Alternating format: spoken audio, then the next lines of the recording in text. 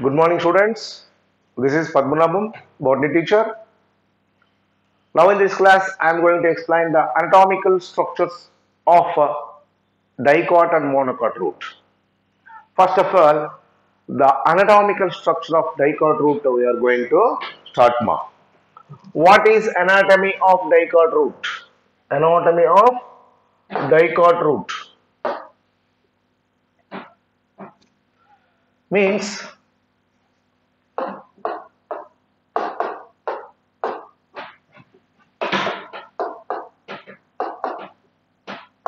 when we take a transverse section of a dicot root plant belongs to any one of dicot root, for example, Helianthus,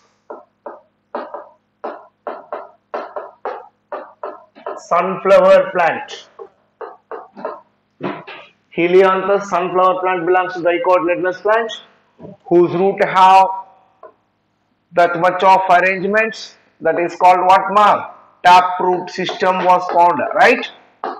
So in the dicot plant, taproot system was found. When we take cross section of a young dicot root, cross section means transverse section or cross section.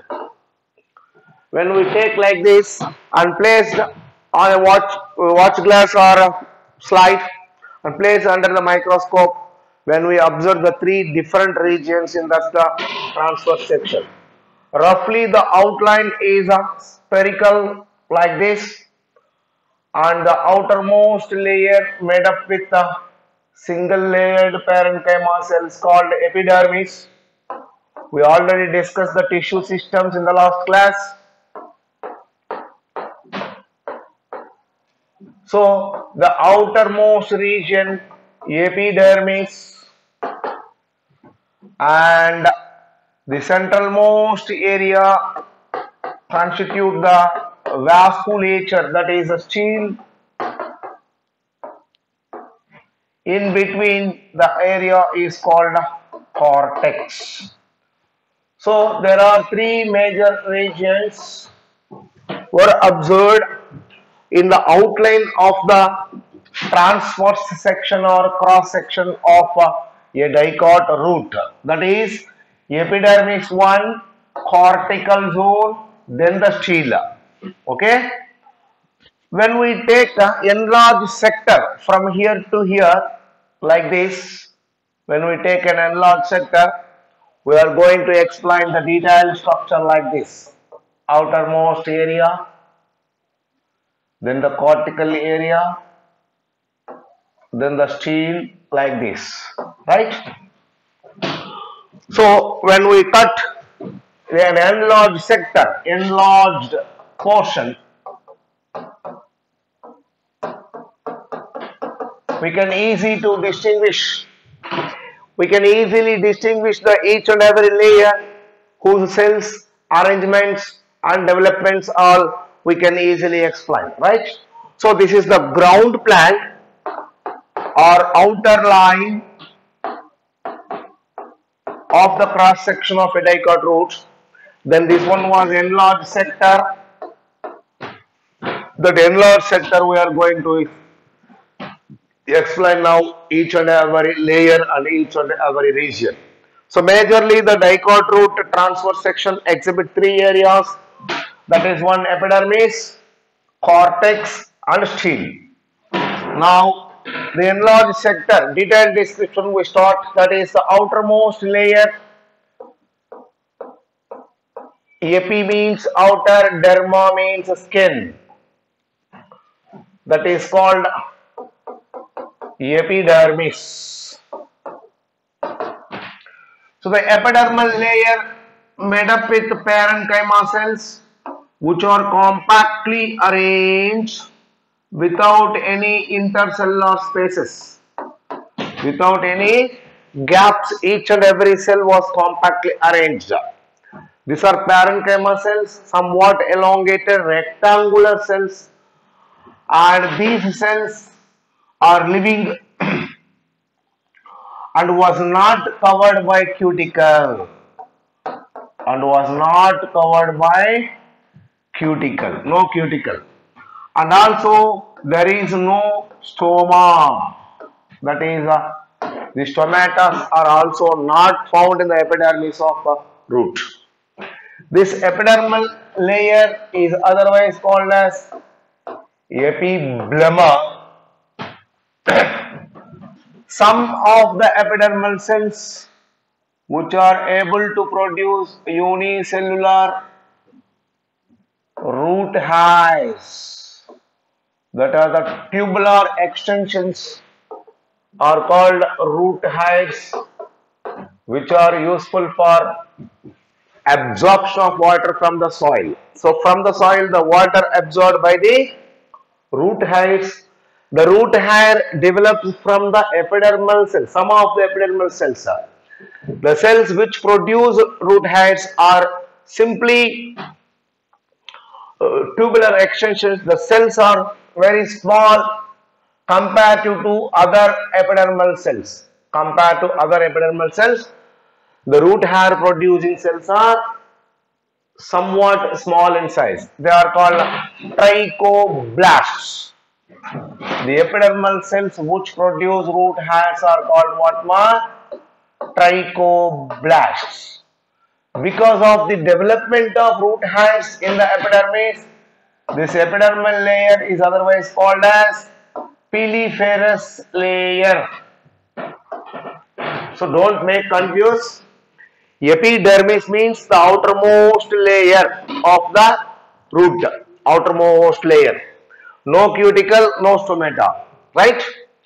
Epidermis is otherwise called as epiblema.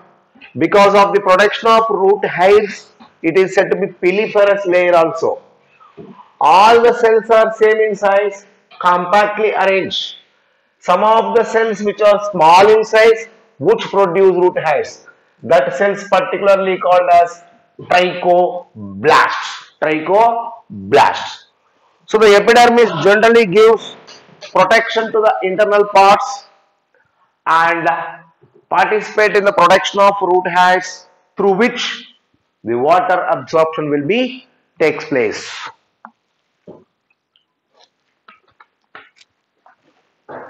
The absorption of water and minerals carried out by the root hairs and transport that absorbed water to the next epidermal cells next to cortex, right? So epidermis, epi means outer, derma means skin. Next to epidermis, the number of spherical shaped or hexagonal parenchymatous cells with a number of rows constitute general cortex. This cortical zone was established with loosely arranged parenchyma cells. Loosely arranged parenchyma cells. Number of layers are found.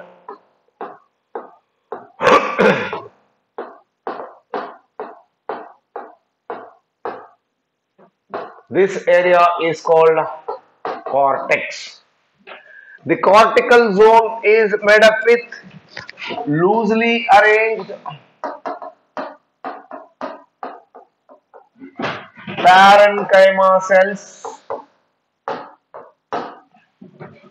Their gaps are there through which water moves apoplastically outward. Between the cell to cell intercellular space are there, through which the water moves and comes to the end and the center of the plant, center of the root.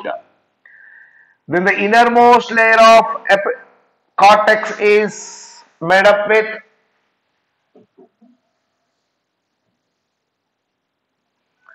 a single layered barrel shaped cells called endodermis.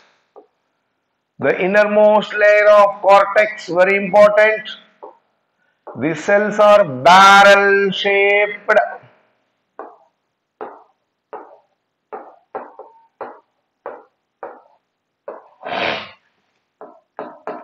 These barrel shaped cells are excessively thickened with lignin and suberin.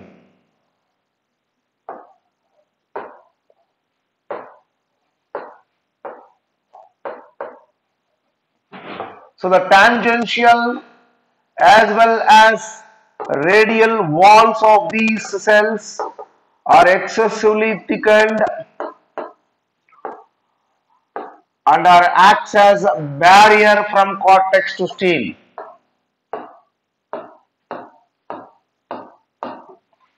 Right?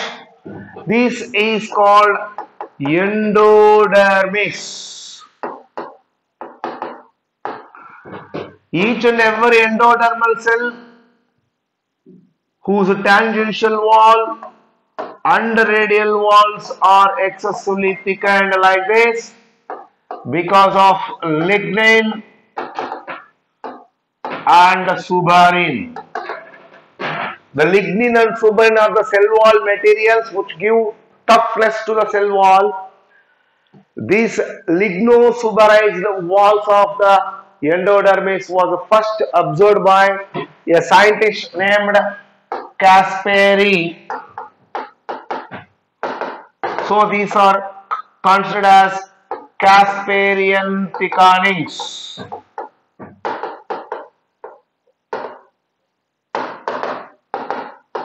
Kasperi is the name of scientist. Kasperi is the name of scientist. It is said to be Kasperian thickenings.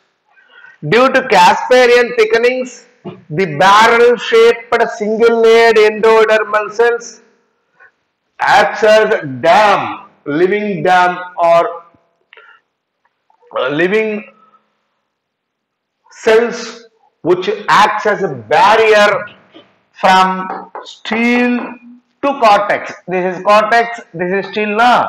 So from cortex to stele, these endodermal cells acts as barrier, right?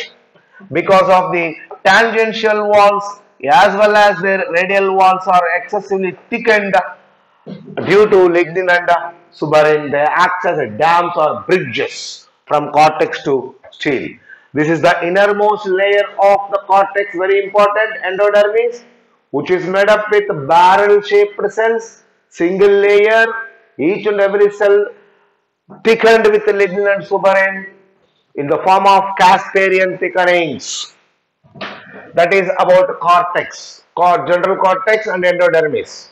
Next to endodermis, the stele. The stele is made up with outermost layer was a living one or two layered pericycle was found. This pericycle initially made up with thin-walled parenchyma cells. Then at maturity, these thin-walled parenchyma cells becomes thick-walled. So one or two layered thin-walled parenchyma cells are found. It is the outermost layer of stele. The pericycle participates in two functions. Pericycle participates in two most important functions now in the dichota roots. One is from the pericycle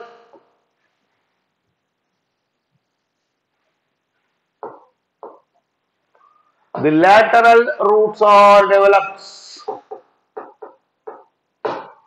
So look here.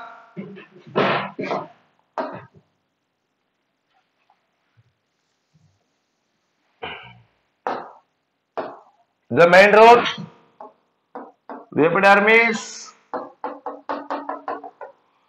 then pericycle na.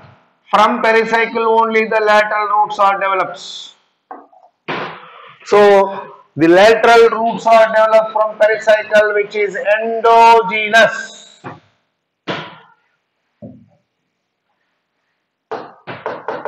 In origin. So generally the lateral roots are developed interiorly from the pericycle cells like this. right? So pericycle cell participate in the production of lateral roots, right? Okay, and also participate in the development of vascular cambium.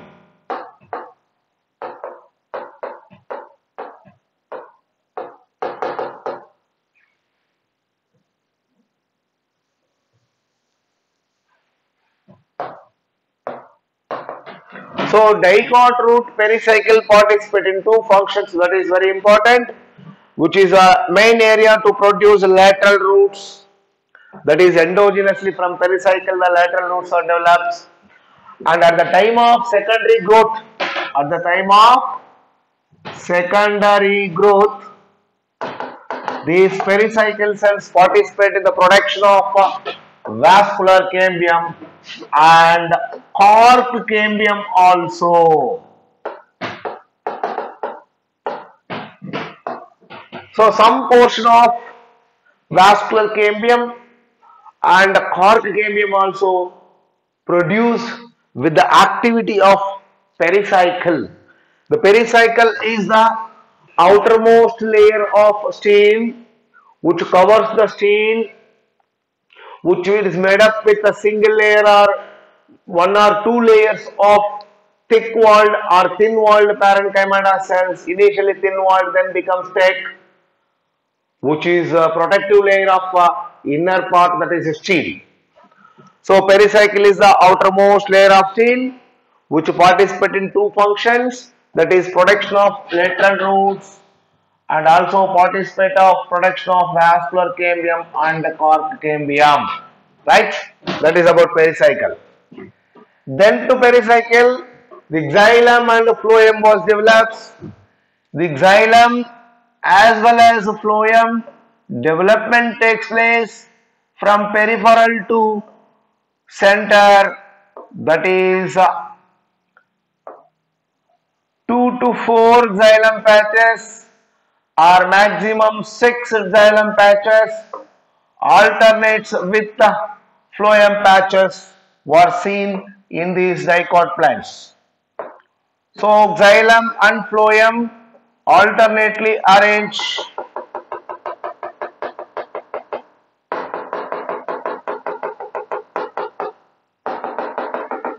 hence the development of xylem and phloem alternately in separate radius called radial vascular bundles. So radial vascular bundle means xylem patches and phloem tissues develops in alternate radius. So this is the xylem and this one is phloem. Phloem tissues and xylem. There are 2 to 4 or maximum 6 number of xylem and phloem was developed. Then it is called diarch to tetrarch xylem or hexarch condition will be seen. Di to tetra or hexarch may be maximum number, right? Here in the xylem, the protoxylem elements situated or developed or started at outer side, that is towards pericycle. Then the matured xylem or metaxylem develops towards center. That means the growth or development of the xylem from periphery to center. What is that condition, ma? Periphery to center.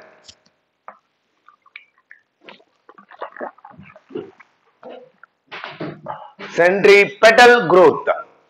Periphery to center, centripetal growth. Center to periphery, centrifugal growth. In morphology itself, we told that words, right? So the growth of xylem from margins to center takes place. Means protoxylem elements develops at margins, towards the center the growth of metaxylem takes place. Such a condition, the development of or growth of xylem vessels from margins to center is called exarch xylem.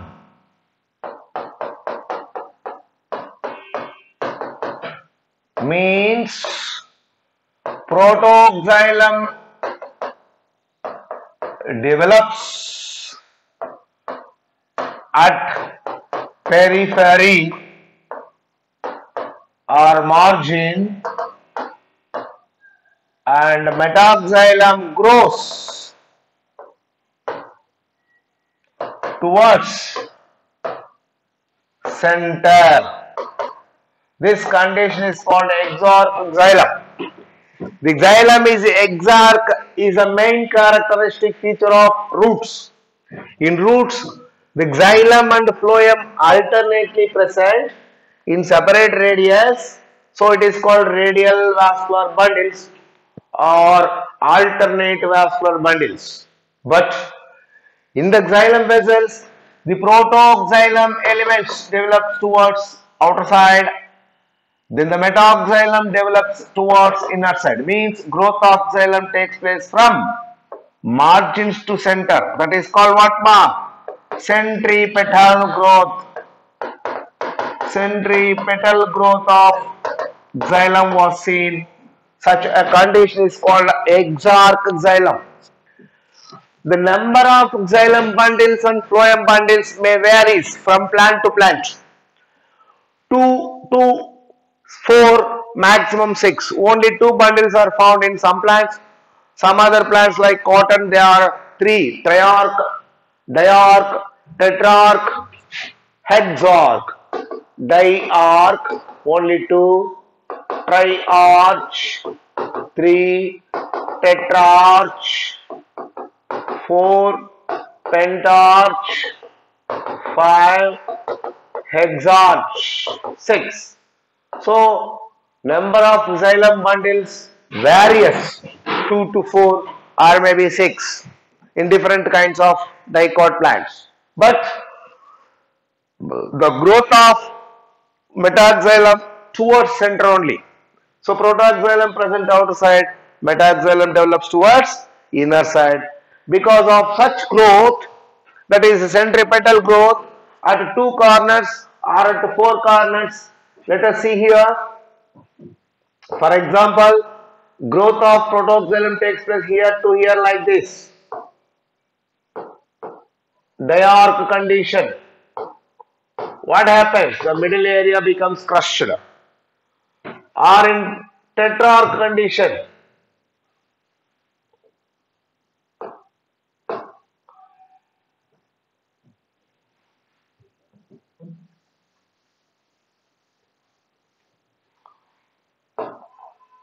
Triarch.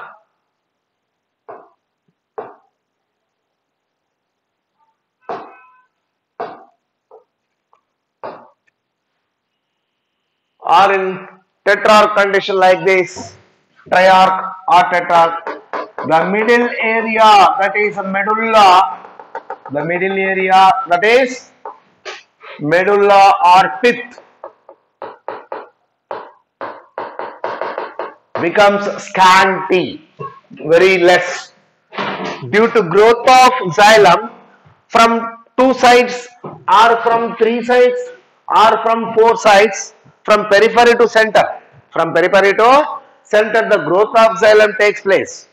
Hence, the middle area, that is medulla or pith, becomes very less in dicot roots or becomes absent at maturity. So, medulla may be present little bit or may be completely crushed due to growth of xylem from periphery to center, that is the centripetal growth of xylem, right? So, the xylem vessels grows from periphery to center, hence the medullary area becomes scanty or absent. Each xylem vessel alternates with phloem tissue. Xylem, phloem, xylem, phloem, xylem, phloem, xylem, phloem. 2 xylem bundles are there, 2 phloem. Maybe 3 phloem. maybe four phloem, right? In between xylem and phloem, in between xylem and phloem, there is a connective tissue. Ma.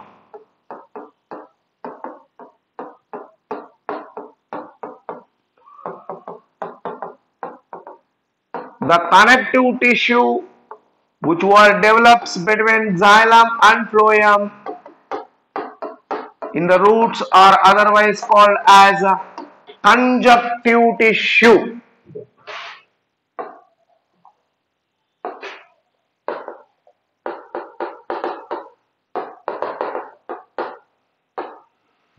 At the time of secondary growth, along with the pericycle cells, already told na, the pericycle cell is responsible to produce some vascular cambium, a part of vascular cambium. This conjunctive tissue also participate in the production of some part of vascular cambium. So along with pericycle, this conjunctive tissue also participate in the production of vascular cambium at the time of secondary growth. That is about the anatomical structure or transverse section of dicot root. So outermost layer is epidermis. It is otherwise called as epiblema, which is made up with parenchyma cells, compactly arranged single layer. Some of the cells are small and produce root hairs. Because of the production of root hairs from the epidermal tissue, exogenously, this epidermal layer is otherwise called as piliferous layer. Piliferous layer. The small cells which can able to produce root hairs are otherwise called as trichoblasts. Okay, that is outermost layer which is a protective in nature and produce unicellular root hairs. That root hairs are able to absorb water. That absorbed water from the root hairs are transported to the cortical zone and through this cortex apoplastically moved to the endodermis. From the endodermis, because of the Casparian thickenings, the water enters into symplastic, that is total to the endodermal cells through plasmadespital connections and finally reaches to xylem, that is protoxylem elements, then metaxylem elements. Likewise, the path of water takes place from soil to root hair, right? Next to epidermis, the major portion of the root occupied by cortex, that is the middle area. This cortical zone was developed by more number of parenchymatous cells loosely arranged with intercellular spaces. This area is mainly useful for storage of food and give the way apoplastically for the passage of water also. Then last and final layer of cortex is called endodermis. Very important. This endodermis is made up by single layered barrel shaped cells without intercellular spaces. Each and every cell, their tangential and radial walls thickened by lignin and suberin. The lignin and suberin thickenings gives toughness and rigidity to the cells but are living in condition.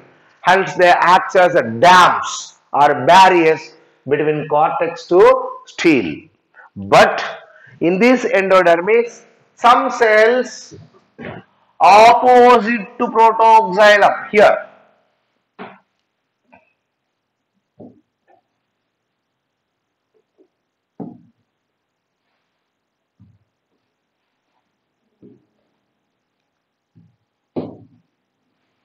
For example, like this, opposite to protoxylem, these cells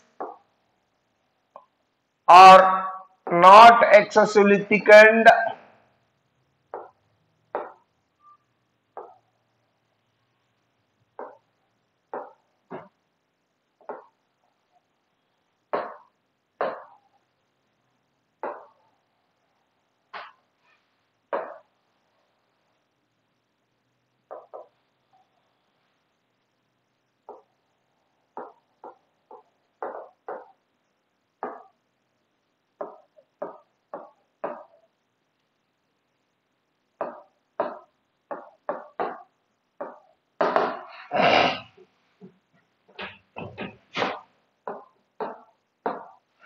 So opposite to protoxylem element, look this. Opposite to protoxylem element, look this. Opposite to protoxylem element, look this. That cells which does not having Casparian thickenings. So how many protoxylem elements are there? For example, three. Here one, here one, here one. Because three protoxylem elements are there. For example, here four protoxylem elements are there.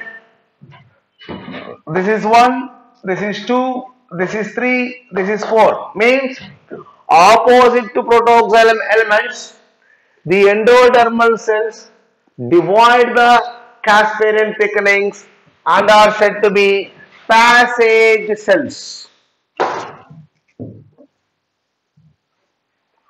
And are said to be what?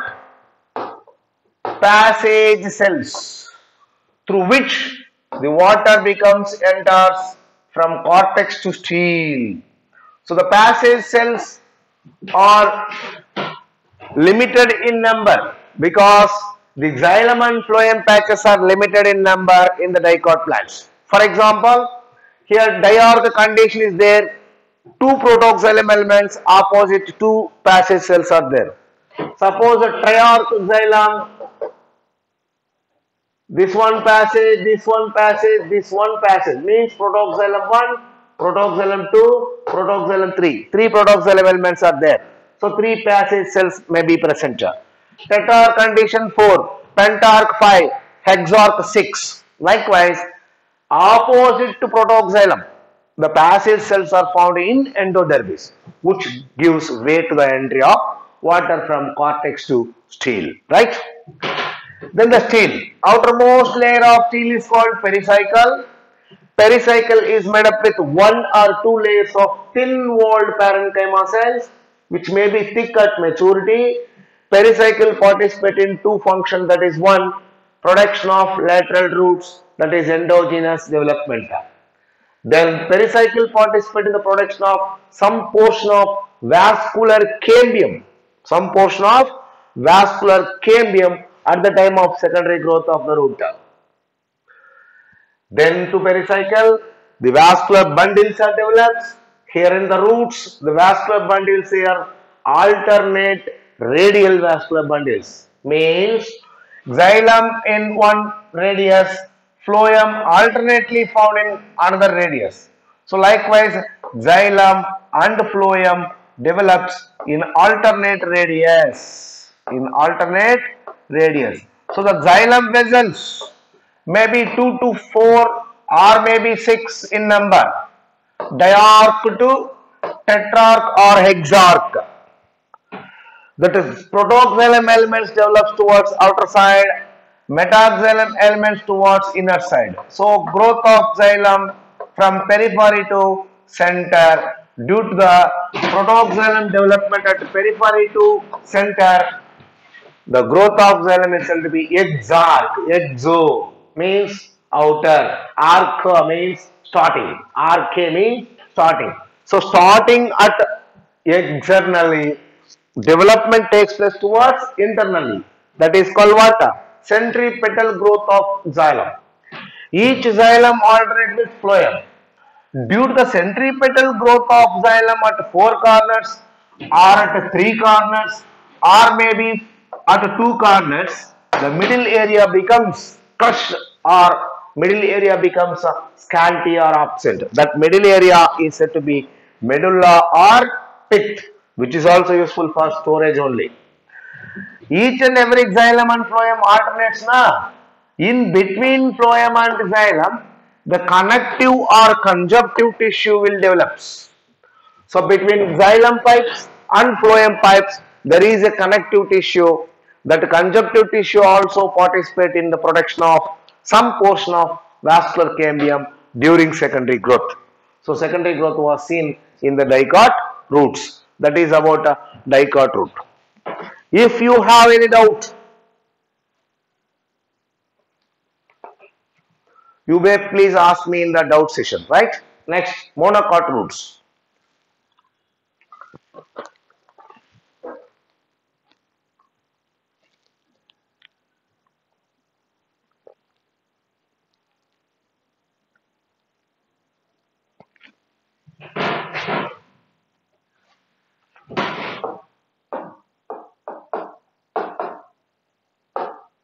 or take an example as a maize root. Maize. You know, the monocot roots are fibrous. From the base of the stem, the identical roots are develops, right?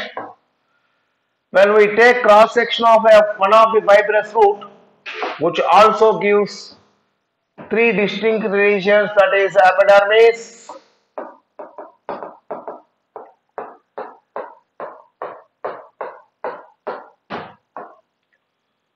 root hairs,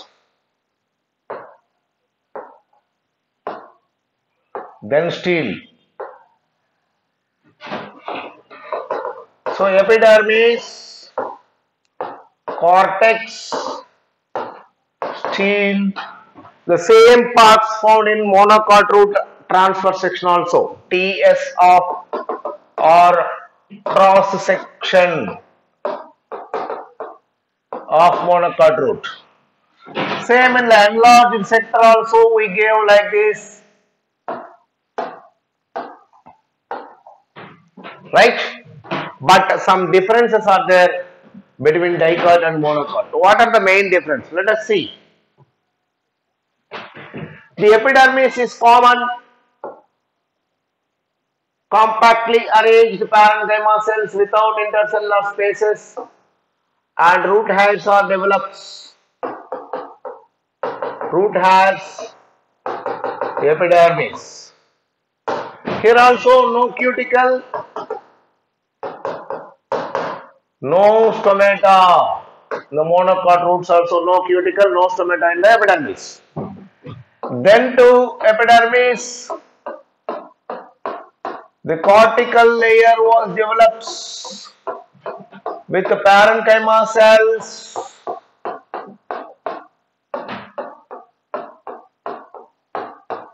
Large intercellular space are found. Maximum number of layers are also observed.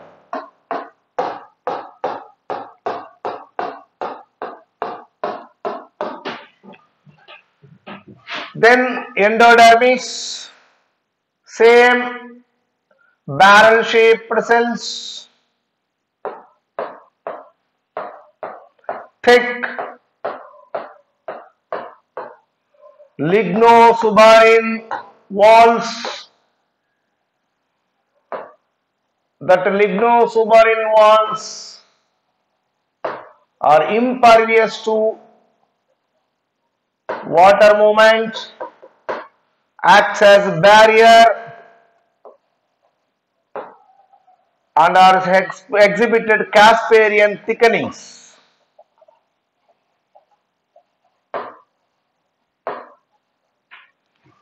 Here also some of the cells opposite to protoxylem are explained as passage cells, which does not having any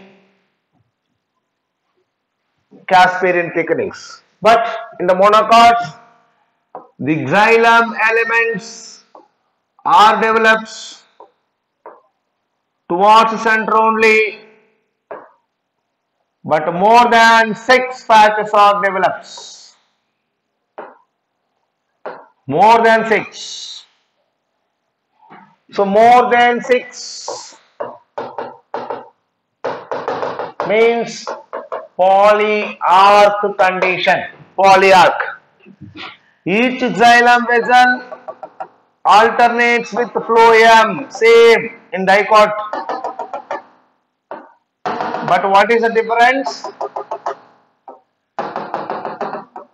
What is the difference, ma?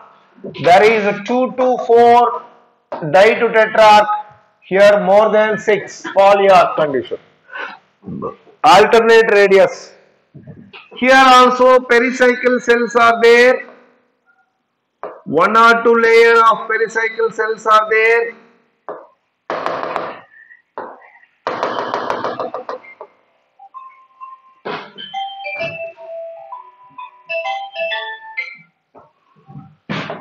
That pericycle cells gives rise lateral root only.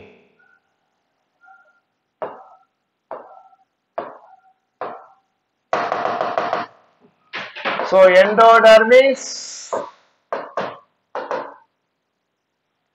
passage cells, pericycle. What is the function of pericycle?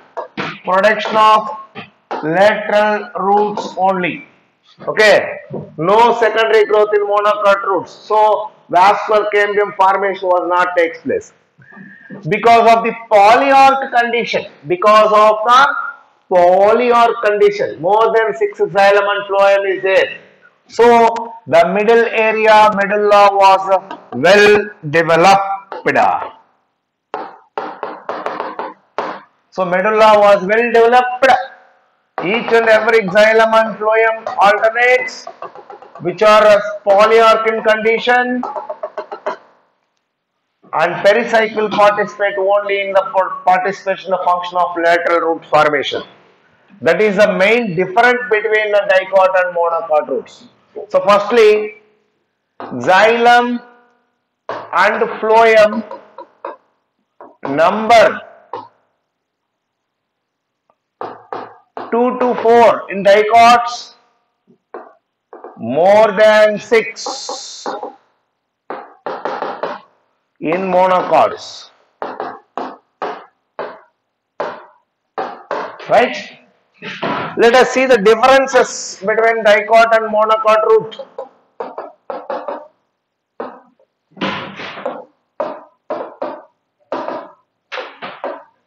Anatomically, 2 to 4 xylem patches, more than 6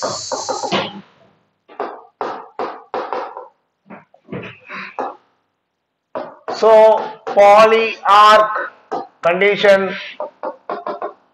diarch to tetrarch condition.